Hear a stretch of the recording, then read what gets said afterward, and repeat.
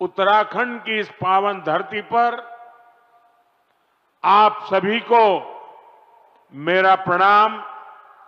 बहुत बड़ी संख्या में आए हुए पूज्य संतगण को भी प्रणाम। उत्तराखंड का प्यारा भूलों, भैबंदों, बावड़ी, भूलियों, शाना बुजुर्गों, आप सबूते नमस्कार। मेरो प्यारो दाजी भाई, दीदी बहनी, आमा बाबा सबई लाई मेरो तरफ देखी ठोक दिन छो। इस कार्यक्रम से टेक्नोलॉजी के जरिए भी दिल्ली, यूपी से अनेक लोग जुड़े हैं। मैं सभी का अभिनंदन करता हूं। सबसे पहले तो मैं आप सबकी क्षमा चाहता हूं। उत्तर प्रदेश और दिल्ली के कार्यक्रम में जुड़े हुए लोगों की भी क्षमा मांगता हूं कि मुझे यहां पहुंचने में 1 घंटे से भी ज्यादा देर हो गई। सब स्थान पर लंबे समय तक आप सबको इंतजार करना पड़ा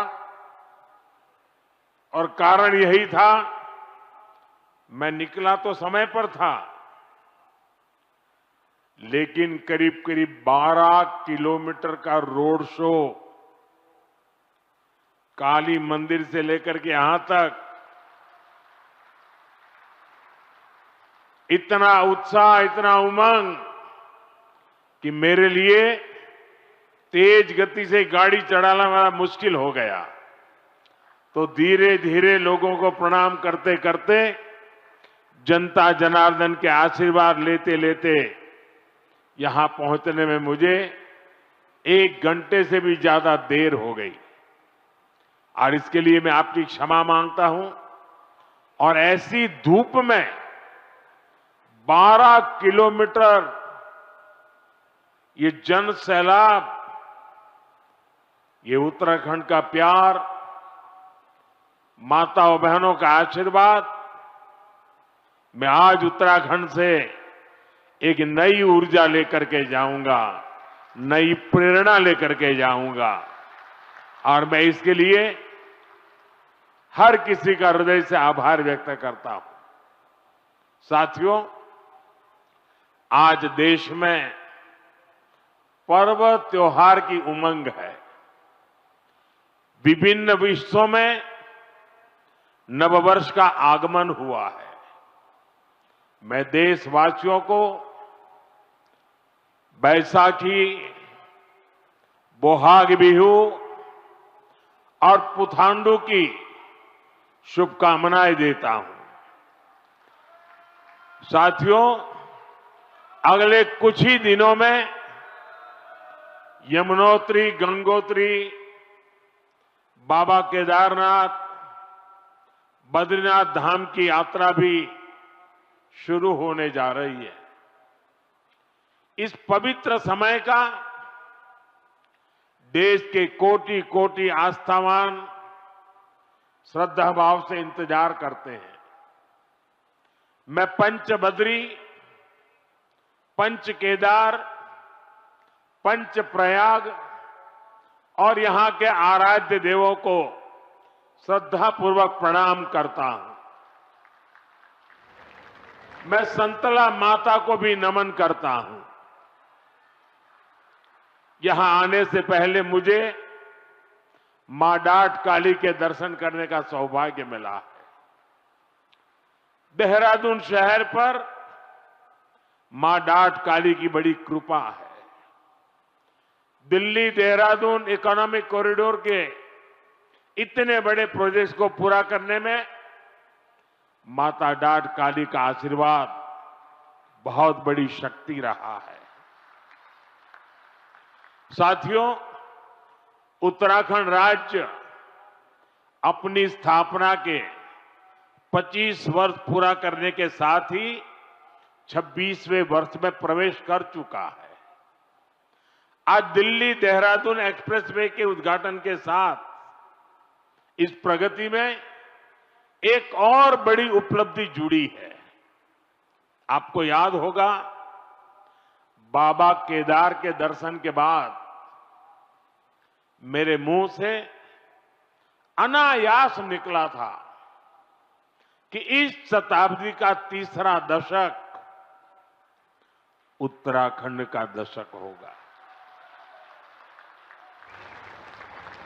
मुझे बहुत खुशी है कि डबल इंजन सरकार की नीतियां और उत्तराखंड के लोगों के परिश्रम से ये युवा राज्य विकास के नए आयाम जोड़ रहा है। ये प्रोजेक्ट भी उत्तराखंड के विकास को नई गति देगा। इस एक्सप्रेसवे का बहुत बड़ा हिस्सा यूपी से होकर गुजरता है। इससे गाजियाबाद, बागपत, बड़ौद, शामली और सहारनपुर जैसे अनेक शहरों को भी बहुत फायदा होगा। टूरिज्म के लिहाज से यह प्रोजेक्ट बहुत अहम है। मैं पूरे देश को इस प्रोजेक्ट की बहुत बहुत बधाई देता हूं। साथियों, आज डॉक्टर बाबा साहब आंबेडकर की जयंती भी है। मैं बाबा साहब को कोटि कोटि देशवासियों की ओर से श्रद्धांजलि अर्पित करता हूं।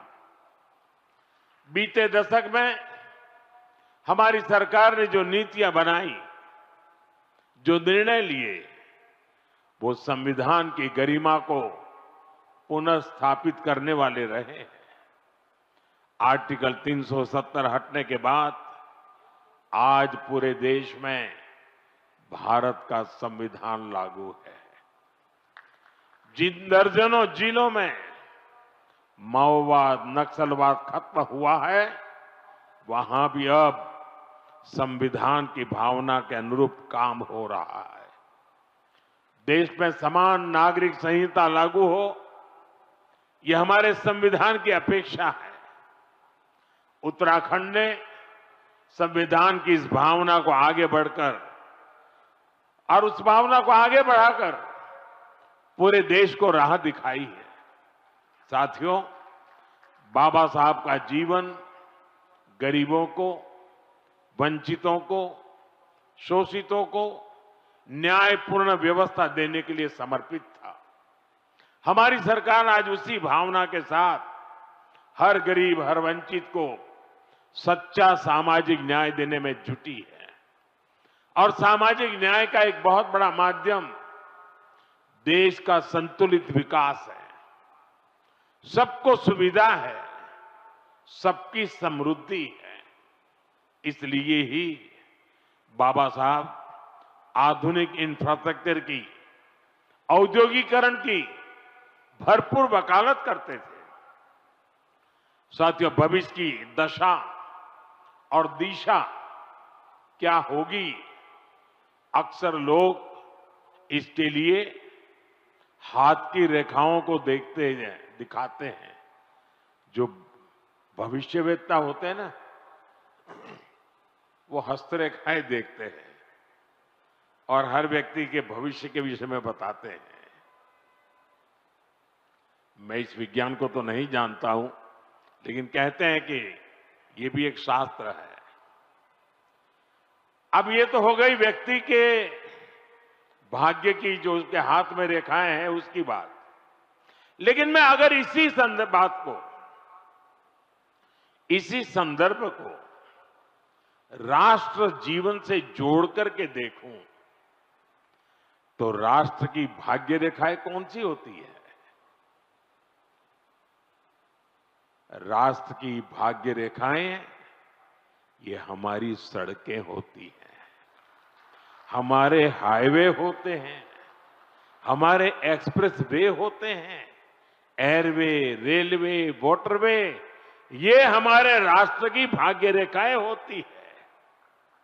और बीते एक दशक से हमारा देश विकसित भारत बनाने के लिए विकास की ऐसी ही भाग्य रेखाओं के निर्माण में जुटा हुआ है। ये विकास की भाग्य रेखाएं सिर्फ आज की सुविधाएं नहीं है, ये आने वाली पीढ़ियों की समृद्धि की गारंटी है। और ये मोदी की भी गारंटी है। बीते दशक से हमारी सरकार राष्ट्र के इन विकास रेखाओं पर अभूतपूर्व निवेश कर रही है। मैं आपको एक आंकड़ा देता हूं। अभी नितिन जी ने बहुत सारे आंकड़े सिर्फ उत्तराखंड से संबंधित बताए आपको।